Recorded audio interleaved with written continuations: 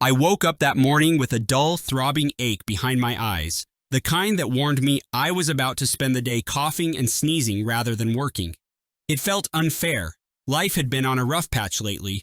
Deadlines at the office, arguments with my wife Lydia about money and household responsibilities, and our landlord's never-ending excuses to raise the rent.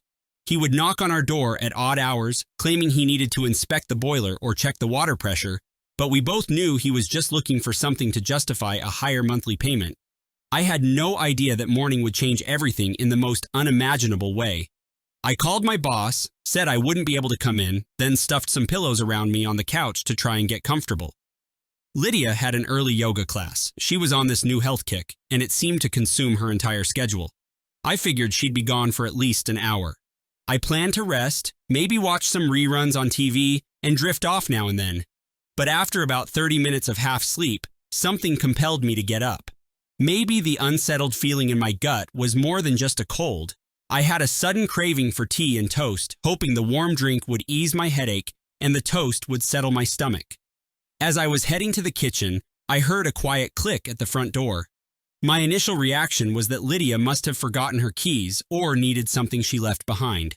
Our apartment's floors are old hardwood, so it's nearly impossible to move around silently without a squeak here and a creak there.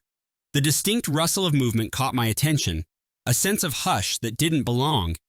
The hair on my arms rose as though my body sensed a threat before my mind fully processed it. My first thought was that maybe the landlord, Martin, had come by again to drop off a notice or to inspect something. He had a habit of using his spare key when we failed to respond quickly enough, and it drove me insane. But Lydia had told him to always knock. We'd even threatened to report him if he kept letting himself in unannounced. With her gone, though, he might have figured he could do whatever he pleased. I tiptoed back toward the living room, my footsteps so soft that I didn't even hear them myself. Then I heard whispering. A man's voice, low and husky, then a laugh from Lydia. It was a laugh I recognized as hers, but not the one she used when she was simply amused by a sitcom or my awkward jokes. This was a conspiratorial, intimate kind of laugh, the sort that sends pangs through your chest if you hear it in the wrong context. My pulse hammered in my ears. She was supposed to be at yoga. Why was she here with him? I froze behind the wall, peering around the corner just enough to see the reflection in the glass cabinet. I made out the shape of two bodies pressed against each other. There was no guesswork about what they were doing or how Lydia's hair fell around her shoulders as she curled her arms around Martin's neck. It looked practiced, like this wasn't the first time. She spoke in hushed tones, almost purring, while he chuckled. I felt heat flare in my face, a burning that was equal parts fury and humiliation. For a long moment, I couldn't move. This was the sort of scene that only happened in nightmares or those trashy gossip stories you skim at the checkout line, not in real life, certainly not in my life. But here it was. The woman I'd loved for 6 years, whom I'd married 3 years prior, was in our living room wrapped in someone else's arms. Not just any someone else either. Our landlord, a man who'd spent months condescending to me about rent checks and mold in the bathroom, a man who greeted me with a plastic grin and said, "If you need any help around here, just let me know." Rage coursed through me, mingling with a cold sense of betrayal. I could have thrown something, I could have shouted, but I was too stunned to do anything in that instant. My mind tried to rationalize, to interpret, to do anything that would make this seem less real than it was. She whispered, "We can't do this for long. He'll be at work." That was what she said. She believed I was gone for the whole day, and she felt safe enough to bring him here, into our home. She must have been so sure. The sense of violation was like a knife twisting in my gut. I glanced at the reflection again, and they were locked together in a kiss that seemed too comfortable, too familiar. My sudden, involuntary intake of breath was louder than I'd intended, and they both froze. Lydia turned quickly, eyes wide, panic plastered across her face. Martin jerked away, looking like a deer in headlights. Before either of them could speak, I stepped fully into the room. My fists clenched so tight that my nails were digging into my palms. Words failed me. My mind buzzed with 100 simultaneous thoughts. How long has this been going on? How dare you bring him here? Do you have any respect for me at all? Lydia's face contorted into something resembling shame, but it was so fleeting I wasn't sure I'd seen it before it was replaced by fear. She stammered my name in a choked voice, as if that alone might quell the storm I felt raging in my chest. Martin took half a step backward, probably trying to figure out how to exit without me lunging at him. My body trembled, not just from the sickness, but from raw fury. All I said was, "How could you?" My tone was barely above a whisper, but it reverberated in the silence. Neither of them answered right away. Then Martin opened his mouth, trying to spout some excuse, but I cut him off. "Get out," I snarled. I looked at Lydia. "And you?" I paused. I didn't even know what to tell her. "Stay put," I finished, my voice low. Martin glanced at Lydia, who wouldn't meet his gaze. Then he edged around me and hurried out, leaving the front door ajar.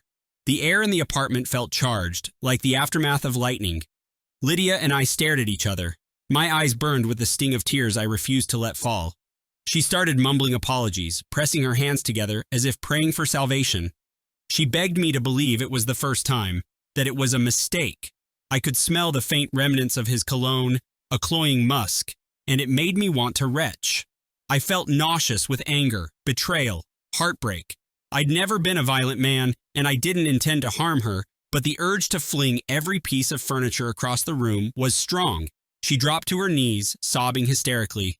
"I'm sorry, I don't know what I was thinking." Her hair tumbled over her shoulders in disarray, and the sight of her so disheveled, tears streaming down her face, almost stirred pity in me. But the memory of what I'd witnessed was too raw, too fresh. It felt like a physical slap whenever I replayed that image in my mind, which happened every other second. She clung to my pant leg, babbling about how everything got confusing, how Martin had manipulated her, how he'd threatened to evict us if we didn't do certain things, or how he flattered her and she was lonely. Her justifications made me feel sick. "You could have told me," I said. "You could have asked for help or confessed your fear if fear is what drove you. But you lied, and you cheated, and you brought him here." My voice trembled with rage. She tried to grab my hand, but I pulled back as though her touch might scorch my skin. She begged me to say something else, to show some sign that she hadn't lost me forever, but I was cold, locked inside my fury. Part of me wanted to scream at her, to fling every accusation that was swirling in my mind, but I also knew if I let all of it out, I might never stop. So I just stared down at her, shook my head, and stepped away. I walked to the bathroom, locked the door, and sank onto the floor. My breath was ragged, my heart pounding as though it would burst through my ribcage. For the next few hours, I stayed in that tiny room, ignoring her pleas from the other side of the door, ignoring her knocks, ignoring the calls from my boss checking how I was feeling. My entire reality had shifted. When I emerged, the apartment was silent. Lydia must have gone to our bedroom. I found her there, curled into a ball on the bed, her face blotchy from tears. She pleaded with me to talk, to let her explain. I was numb, detached. A small voice in the back of my head insisted that I had to figure out what to do next, but everything felt surreal. I sat on the edge of the bed, near her but not touching. She tried to sit up and rest a hand on my shoulder, but I shrugged her off. "Why?" I said, my voice raw from hours of silence. She launched into a tangled explanation about stress, about feeling neglected because I'd been working so much, about Martin's repeated attention, and how she felt desired for the first time in ages. Each word was like a thorn, slicing at what little composure I had left. The worst part was that I might have understood her complaints about our marriage feeling strained. We'd argued about finances, about my long hours, about not spending enough time together, but none of that justified this, not a fraction of it. She swore she'd never do it again, that she'd break it off, that she'd make it up to me. She began sobbing anew, describing how terrified she was of losing me. I stared at her for a long time, pondering if I could ever trust her again. The agony in my chest said no. Some part of me wanted her to suffer the way I was suffering, to feel the sense of irreparable damage I felt. Another part wondered if the decent thing to do would be to file for divorce immediately, to end it cleanly. The problem was, I'd never been good at immediate decisions or dramatic confrontations. I had a tendency to brood, to let things marinate, to consider the best way forward. She must have seen something shift in my eyes because she lunged forward, wrapping her arms around my waist, sobbing into my shirt. She made wild promises, anything she thought I'd want to hear, from renewing our wedding vows to going to couples therapy. She'd do anything to fix us. In that moment, I understood how desperate she was, but I also felt an odd sort of power. She had just proven how little respect she had for our marriage, yet now she was begging me to remain in it. There was a twisted satisfaction in knowing I could hold this betrayal over her head forever. I'm not proud of the next thought that formed in my head, but it was immediate and potent. I wanted revenge. I wanted to see her destroyed in the same way she'd just destroyed my peace of mind, my sense of security, my naive trust. She was so certain I'd either forgive her outright or end things in an eruption of anger. She didn't consider the possibility that I might take a third path, pretend to forgive, then strike back when she least expected it. And in those dark hours, that third path was all I could think about. She was a writer, had been pouring her heart and soul into a novel for 3 years. Draft after draft, research, character studies. I'd watched her obsess over that manuscript the way a painter obsesses over a masterpiece. That novel was everything to her, a project that consumed her spare time and fueled her sense of purpose. Without it, she'd be adrift. I recalled how she stored multiple versions, backups on several drives, plus a copy in the cloud, but I knew her passwords. I also knew she had slacked off on her cloud backups because she was paranoid about hackers. She usually transferred files to the cloud monthly, meaning there was often a gap in her backups. These thoughts came to me with chilling clarity. I told myself that I just wanted to weigh my options, that maybe I'd never do it. But the more she begged and cried and swore she'd do anything to fix our marriage, the stronger the desire for vengeance grew. I reminded myself of her words. He'll be at work.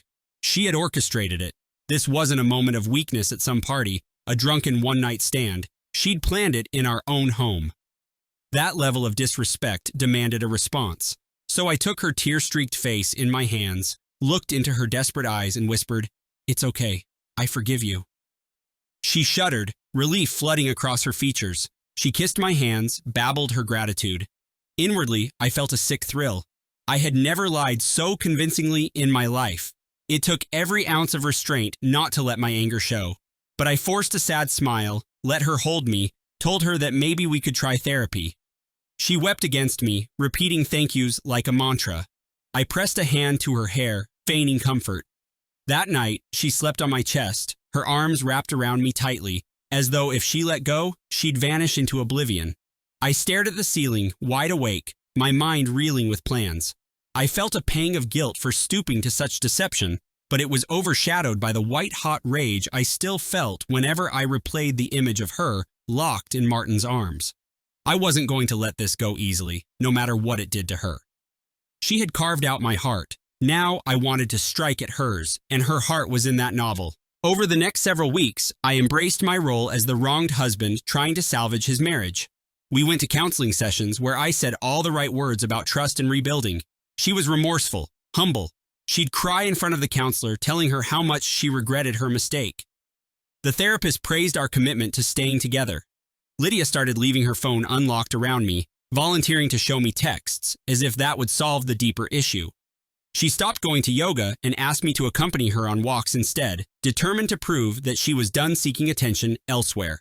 Meanwhile, I played the part of the slowly healing husband, letting her see glimpses of the heartbreak inside me but pretending it was gradually mending. She'd cook my favorite meals, slip handwritten apologies under my office door at home, and pepper her conversation with "I love you" at least 6 times a day. The more she tried, the more it fueled my plan. My resolve never wavered. If anything, it solidified with each day that passed.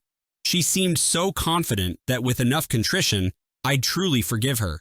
But I knew that some actions are unforgivable. I kept track of her writing schedule as carefully as she tried to keep track of me. Every day, she'd spend a couple of hours working on her manuscript, meticulously revising, editing, or creating new sections.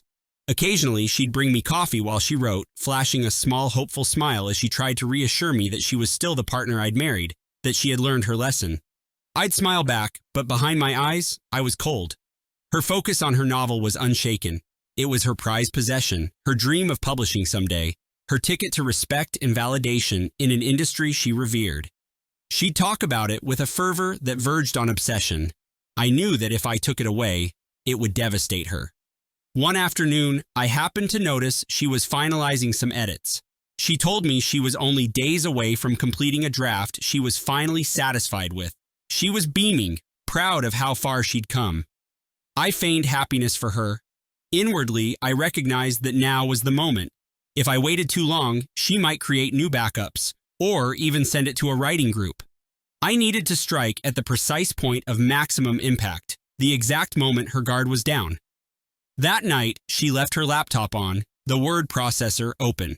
I told her I had a migraine from work stress and was going to sleep early. She kissed me goodnight, told me she'd be in to join me once she finished a chapter review.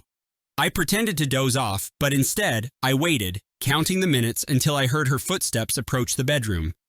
When I was sure she was asleep, I slipped out of bed, tiptoed to her office space, and turned on the laptop again. Her manuscript's file was still there, open. She was cautious enough to keep saving it to her flash drive and the local storage, but she'd neglected the monthly cloud backup. The last one had been nearly 4 weeks ago. I clicked through her folders, noting how she'd meticulously saved multiple copies. I methodically selected each version of the document and deleted them. Then I went to the recycling bin and emptied it. My hands shook slightly, a mixture of adrenaline and a strange sense of dread, but I pressed on. The job wasn't complete unless I removed all traces. She was thorough, though, so I checked her external drives. Sure enough, I found the flash drive plugged into the USB port. I opened it, saw the folder containing her novel, and my stomach lurched with anticipation. There it was, the entire manuscript, the fruit of 3 years of labor. I highlighted it, pressed delete. Then I went to the backup folder, some older versions. Gone. Finally, I emptied the flash drive's recycle folder, ensuring no recovery was possible. My heart pounded so loudly, I was sure she'd hear it from the other room. Next, I navigated to her cloud service. She had it configured to run manual backups. The last one, indeed, was about a month old. A smirk tugged at my lips, though I felt a pang of guilt twisting in my chest. But I swallowed it. She'd destroyed my trust. She'd humiliated me. This was an eye for an eye. I deleted the entire folder in the cloud. It took only seconds. 3 years of her blood, sweat, and tears vanished in the span of a few clicks. A cold tremor ran through me, but the satisfaction of completing my revenge was overwhelming. I closed everything, shut down the laptop, and went back to bed. Lydia was still asleep, her breathing even. I lay there staring at her silhouette in the darkness, oddly calm. I wondered if she'd feel the same sense of sinking despair that had enveloped me when I caught her with Martin. I wondered how she'd react, what she'd do, if she'd scream or cry silently. I didn't know. All I knew was that I felt lighter somehow. I must have drifted off eventually because I woke to a shriek of utter horror. The sun was streaming through the windows. I sat up to find Lydia nearly hysterical, her face a mask of panic.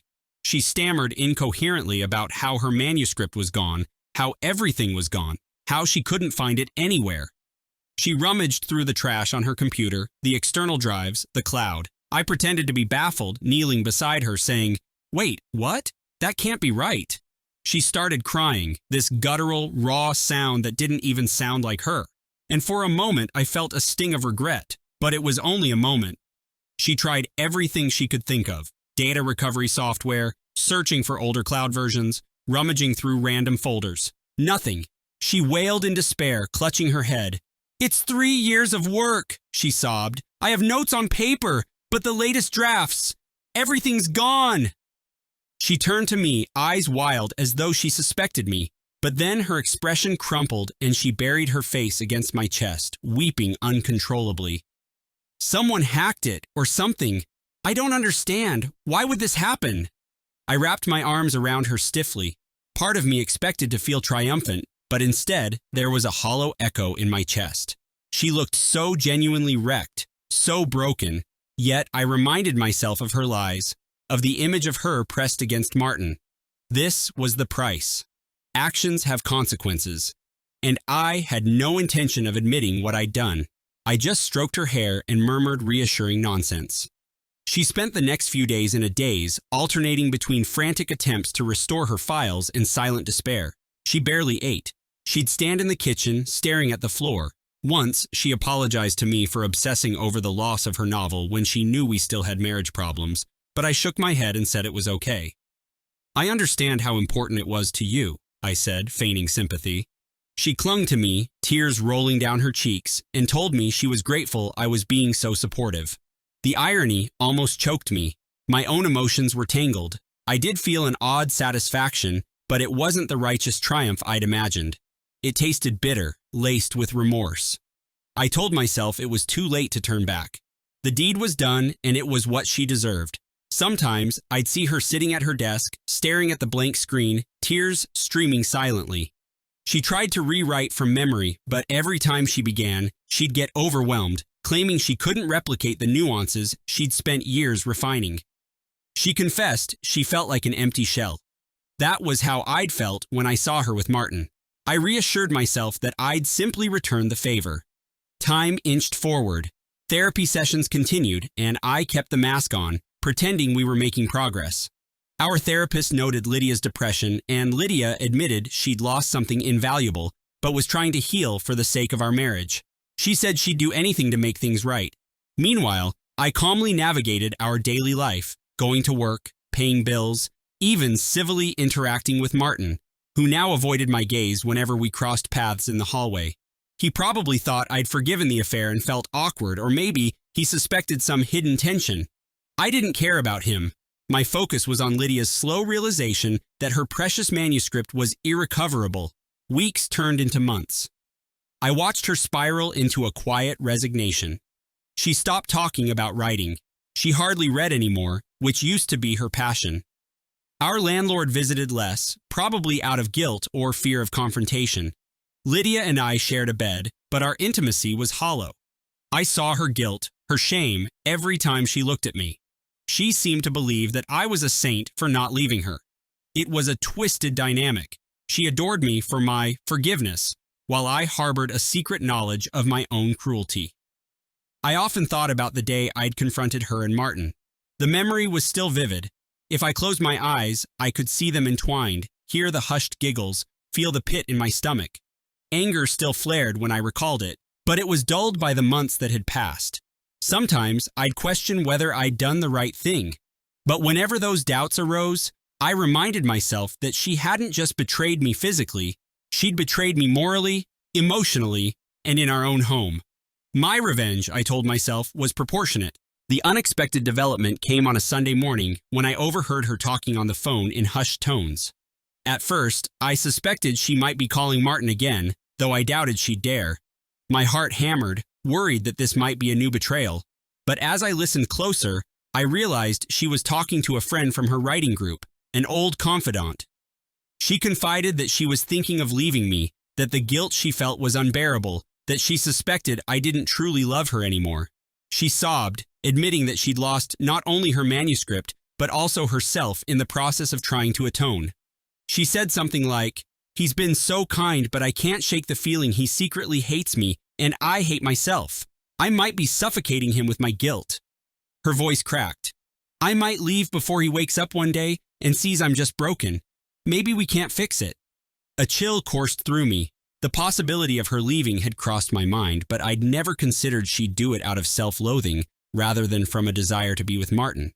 The idea that she'd choose to escape, broken and hollow, left me speechless. I slipped back to our bedroom, mind racing.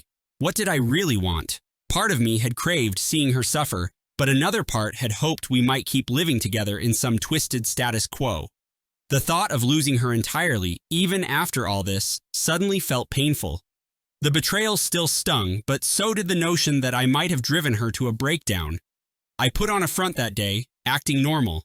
She was distant, going through chores automatically. At one point, she said, "I'm sorry I haven't been myself," and I just nodded. I suspected she might be planning to leave soon, perhaps telling me she needed to stay with a friend to clear her head. My chest felt tight. I realized I'd never considered the outcome of my revenge. I'd wanted her to suffer, but not necessarily to the point of unraveling.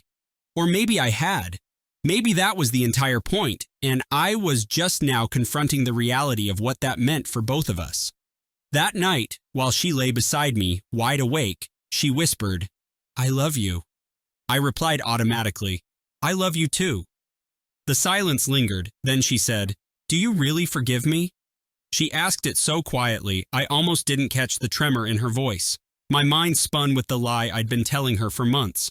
The easy response was yes, but in that moment, I couldn't do it. I stared at the ceiling, my heart pounding, my mind tangling with guilt and anger. She turned onto her side, away from me, her shoulders trembling with silent sobs. That sleepless night stretched out like an endless corridor. I debated telling her the truth about how I'd deleted the novel, how I'd never truly forgiven her. But to admit that would be to unleash another storm. Maybe I'd lose her, or maybe she'd hate me forever, the same way I hated her for betraying me. So I bit my tongue. By the time the sun rose, she was gone. I found a note on the kitchen table saying she'd gone out for a walk to clear her mind, that she'd be back in a couple of hours. I sensed she might be meeting her friend, possibly to finalize an escape plan. Anxiety clawed at my stomach. I wandered the apartment, glancing at the ghost of our life together. Wedding photos on the shelves, souvenirs from vacations, the coffee mug she'd bought me that said, "World's okayest husband." I felt hollow. In a desperate moment, I powered on her laptop, rummaging through the leftover scraps of her computer, half hoping I'd find a file I'd overlooked. There was nothing. I opened her browser history, some old emails, empty. I stared at the blankness. Then I stumbled upon a blog draft, a single page where she'd once jotted ideas. I clicked it, not expecting much. She'd only typed a single sentence. Love is the risk we take in hoping that forgiveness can outshine betrayal. That line unsettled me. I shut the computer and realized I was trembling. She'd written that sometime before the affair, or maybe after. The date stamp wasn't clear, but it unnerved me to realize that the entire concept of our marriage might boil down to those words. Had I made a mistake with my revenge, or was it justified? My mind churned with regret, anger, fear, heartbreak, all jumbled together in a maddening swirl. I thought about the future. If she left, I might be free of the memories, but I'd also be alone, carrying the burden of what I'd done. When she returned, her eyes were puffy as though she'd been crying. She sat beside me on the couch, hesitant. I expected her to say she was leaving me. Instead, she asked, "Are we just fooling ourselves?" She gazed at me, and her eyes shone with an anguish that cut me deeper than any argument could. "I can't keep pretending we're okay if we're not. I broke your trust, and I don't see how we can fix that." I swallowed hard, my throat tight. For a second, the truth hovered on the tip of my tongue. But then I remembered her with Martin, and I hardened. I told her we could keep trying, that in time we might heal. The lie felt heavy in my mouth. She nodded, her face reflecting both hope and doubt. That night, I found her in her office, staring at a blank page on her screen, as if searching for inspiration that was gone forever. It was a small, silent confirmation that my revenge was complete. Over the following days, she seemed to teeter between clinging to me and withdrawing in sorrow. I felt her drifting away, and yet she stayed. Maybe the guilt kept her here, maybe genuine love, maybe both. As for me, I lived with the knowledge that my darkest impulse had won. I'd robbed her of something precious. Sometimes I felt triumphant. Other times I felt like a monster. I never told a soul what I'd done, never admitted it to our therapist, never confessed to her. And so we coexisted in a fragile bubble of forced peace, each of us haunted by an unspoken truth. Then came the day I found her gone for real. I came home from work and the apartment was emptier. Some of her clothes were missing, a few personal items gone. There was a letter on the coffee table, tear stains visible on the paper. She explained that she couldn't live under the weight of her betrayal any longer, that she needed time alone to figure out who she was and whether we could ever move forward. She wrote that she loved me enough to give me space. That she was sorry she destroyed our marriage. She ended with an apology so raw it almost seemed like self-punishment. My chest tightened as I read the words. "I understand if you can't forgive me, but I'll always pray that one day you will." I sat there in silence for a long while holding that letter. The moment of revenge I'd planned so meticulously had robbed me of the satisfaction I'd hoped for. Instead, I was left with an empty home and an empty sense of victory. She was gone, and I realized I might never see her again, at least not in any meaningful way. Part of me wanted to chase after her, to confess everything, to scream that I'd loved her and hated her in equal measure. But I stayed put, the letter trembling in my hands. Our story ended with us both broken. She had betrayed me, and I had retaliated. We became casualties of our own cruelty and resentment. Even now, as I recount this, I feel no clear resolution. There was no neat, redeeming moment. She vanished with her guilt, and I remained with my vengeance. If there is any moral, perhaps it's that some betrayals cannot be forgiven, and some revenges yield nothing but hollow echoes. I still live in the same apartment, though I'm planning to move soon. The landlord is wary around me, and I'm too exhausted to confront him again. When I glance at the space where Lydia's desk once stood, I sometimes picture her hunched over, tapping away at her keyboard, enthralled in her fictional worlds. I imagine the spark in her eyes when she'd read a paragraph she particularly loved. I remember the soft hum of excitement in her voice. Then I recall how I pressed the delete key, how I severed that lifeline she'd nurtured for 3 long years. I could say I regret it, but I don't know if that's entirely true. I regret the pain, the emptiness, but I also remember the sickening jolt of betrayal that still knots my stomach. Perhaps revenge is just another form of self-inflicted harm in the end. The final irony is that I will never know if I could have found the strength to truly forgive her, and she will never know that the final blow to her dreams came not from a random hack or a glitch, but from me, her husband, the man she thought had chosen mercy. Now, as I box up old photographs and mementos, I'm faced with the cold reality of what remains. There are no second chances here. She's gone, along with the promise we made when we said, "I do." The only thing left is the haunting certainty that sometimes, when faced with betrayal, we choose to wound rather than heal. And that choice can never be undone, just like the files I erased with a few keystrokes. That is the last truth I have left. We can pretend to forgive for only so long, but real forgiveness and feigned forgiveness are worlds apart. Once you cross the line, once you embrace revenge, there is no going back.